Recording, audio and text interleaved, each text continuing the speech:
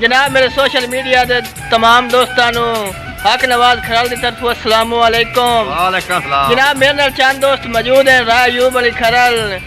राय हारून फराम फैसलाबाद, राय शाह नवाज खरल, राय आशिक अली खरल। इनादी नजर चंद दौड़े भाई हारून के मुलाकात तो आखिरी सजना दी लिखी खड़ी है अज ताई हाँ ते और बड़े चिर ताई बैठे रहे आसे किसे सावे रुख दी छां ते मेरा मोहसन टुरदिया रो पिया इयो आख के सुंजिया राह ते अगा होसण मेल मुकदरा दे राव खोशता सीन असां ते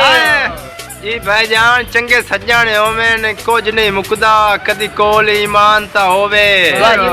कम कोई नहीं संगत दी भाई वर्गा मुश्ताक ध्यान ता होवे भावे राज बंबोरदा रहे ना रहे थोड़ा तक मिकरान ता होवे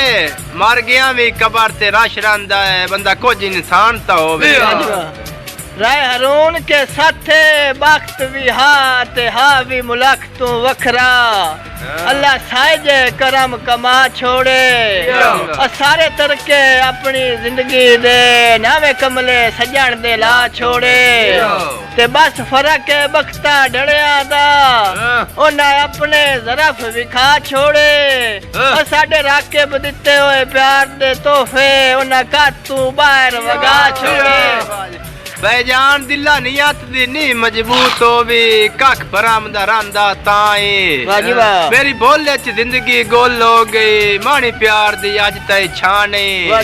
ते ओ जन्नती यही आबास होंदा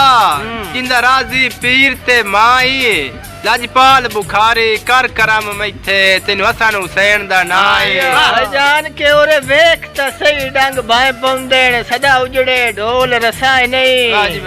अजे मैं तू न सुनदा सद मेरे कदी असी भी तेरे सुन साए नहीं ते कस बन छड़ साए तेरियां ओदरा दे तेरी सावल सिक रख साए नहीं अब बावे मर्दे मर दरवेश गए तेरे शारे च पिन्नेड़ उसाने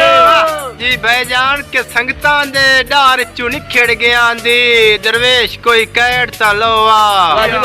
हो सकदा जिंदगी वध वैंदी जट कोल बीमार दे बोवा कैसी वास लगदे आ मुड़ रुस्सा ना देंदे एक वार मनीजे पोवा